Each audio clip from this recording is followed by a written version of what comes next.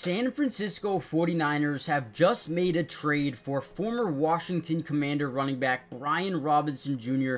Now, he is on the last year of his deal. Do I think the 49ers will extend him? I'm not really too sure, but for the value that they got him, I think this is a really good player for at least one season. Obviously, if he can stay healthy, you have CMC there, you have Grendo there, they have guys that they really do like, but injuries are a thing in football, and if you can have 1, 2, 3, sometimes even 4 guys that can handle the workload, that is very good. And I feel like Brian Robinson is one of those guys. Again, he's going to need to stay healthy, but this is a guy that has some potential, and we have seen it. Very patient as a runner, but is very decisive as well. Now, what do I mean by that? As he gets this handoff here, we're going to see him act like he's going to take this to the outside, and then boom, one cut. That cut ability, man, to really change direction. Look, boom. Beautiful job. Can hit a hole, can lower the shoulder, welcomes contact as a guy that wants to run through you, not around you. He's not, an east to west type of runner. He's more north, right? He's going north. So definitely some positives of his game. I do like his decisiveness. We're going to break down a little bit of film, not too much. Break down some film. I'm going to show you who he is, what he adds. If you guys are a 49ers fan and want to know a little bit more about this guy, we're going to do it right now. So hit the like button, subscribe, join the family, and let me know who you want me to break down next for the San Francisco 49ers. With that being said, let's just dive in. Now, here's a really crazy play, and if you aren't watching close enough, you're going to be like, whoa, what just happened, right? So the offense comes out in 12 personnel. Obviously, if you guys don't know personnel, we'll break it down really quickly. The first number always represents running backs in the backfield. Second number is always tight ends on the football field. We're going to get a little bit of pre-snap motion, a little bit of eye candy, a little bit of motion here at the top side with the wide receiver. Watch this play as we get this safety to bite down. This is huge. We're going to hand it off the gut. Hand it off up the gut. Now, as you watch this, boom, he just explodes. And you're like, whoa, what just happened? Now, you keep your eyes on him in this play, right? Hits that hole. There's pretty much nothing there, but he slowly starts to get to the outside. No one really knows where the ball is, who has the ball, and it's because when you lower that center of gravity, look how low he is, right? The only reason that we do this is so these third and second level defenders, right? They have no idea where Brian Robinson is. They just think he's behind this pile of guys. They just can't see him. Right, so he plays really low to the ground, which always benefits him.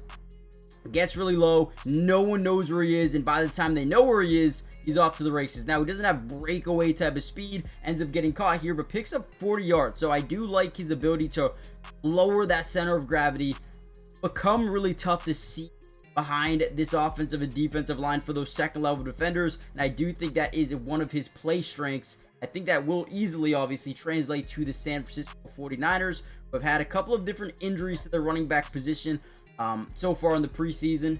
This should help them have some more depth that they can rely on pretty much on day one. This is a play that really showcases his patience as a runner. We're going to, once again, 12 personnel, 1 running back, 2 tight ends here to the right side of the screen. We're going to motion him. We're going to try to get these linebackers to kind of just move just a little bit. Even if it's a little bit of rotation, we're actually going to swing him back on an outside zone to the opposite side of the formation here. And boom. This is why I love the patience. He gets out in front and he waits. He doesn't just try to get this thing up the sideline and meet, an extra defender. He waits for his offensive line. He's like, hey, I need you to get in front, right? Gets him in front and then picks the hole. Beautiful job. These are the things that make me excited about his game, and putting it over here in San Francisco, I think he's going to be able to do a very similar type of, style of offense. And that's just a really good run. I love the patience here. Don't need to rush this. Let your blocker set up. That's exactly what he does here. Without that extra 67 blocker here, you can't tackle, right? Perfect. It's beautiful. Oh, come on, man. And really quickly, guys, hit the like button if you haven't already done so yet. Subscribe to the channel if you are new. It is completely free. It doesn't cost anything. And we will be covering the San Francisco 49ers throughout the entirety of not only the preseason, but the regular season. Not only offense, but defense. And on top of that, some individual player film, just like this video here. So let me know in the comments if you want to see me break down anyone specifically. I can do that for you guys here at any point in time. So let me know in the comments. Turn on post notifications. Continue to watch some more. Another play, 1 cut ability, 12 personnel. We got 7 guys here in the box, 1 deep safety. This guy's kind of biting up to the line of scrimmage. Usually doesn't do well if you're running the football because they have 8 guys down in the box. But again, we're going to pull a couple of offensive linemen here. First of all, left tackle, left guard, both going to pull to this right side, right? We want these big lead blockers in front. Watch them be able to just kind of one cut, right? Boom, boom, turn up the field and go. Once he's able to pick that hole, he can hit it hard. Again, one cut ability, get up the field. Now, really bad pursuit angle by this deep safety. He is able to just outrun him. So, no, doesn't have breakaway speed, but at certain times he does. He's not the fastest guy in the world is basically what I'm saying. He's not like Raheem Mostert in the prime of his career. But if you have a bad deep safety in a one-on-one, he can outrun those guys.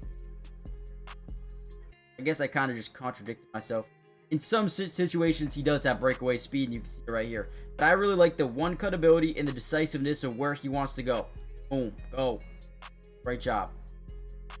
Let me know also in the comments down below, maybe a letter grade of this trade. You guys don't, and by you guys, I mean the 49ers, do not give up too much value in this trade. I mean, it's great value for them.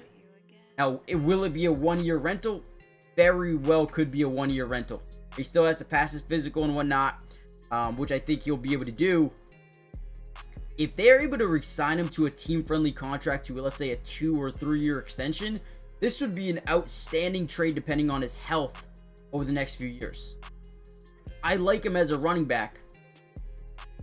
See what happens, what they decide to do next. All right, last one that we'll really break down here. We got 20 personnel, 2 running backs in the backfield, no tight ends at all. We're going to get a little bit of pre-snap motion into a little bit of like a swing, but keep in mind we're behind the line of scrimmage, so if we pass this thing, technically a run, right? So he gets the ball. They like to utilize him in space at times. Right here, the blockers just are able to set up. Now, I think they do this. They set this up absolutely perfectly. Again, downhill runner. He's going to go north-south. He's not going to try to make guys miss by juking or, you know, trying to run right or left or east or west. He's going to try to just go up the field. Again, that's probably one of my favorite things about him. Go. Get up the field. Look at him go through guys. Takes 2-3 defenders to bring him down. Right. Boom. Below the shoulder.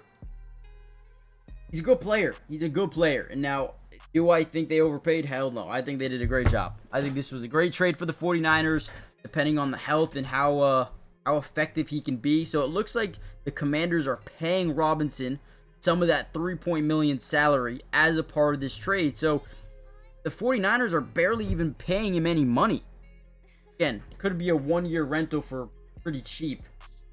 Now, let me know. Do you think they should re-sign him, give him an extension, or have that 1-year rental and let him move on after this season? Let me know what you guys think. Hit the like button, subscribe, join the family, and I'll see you guys in part 2. Peace.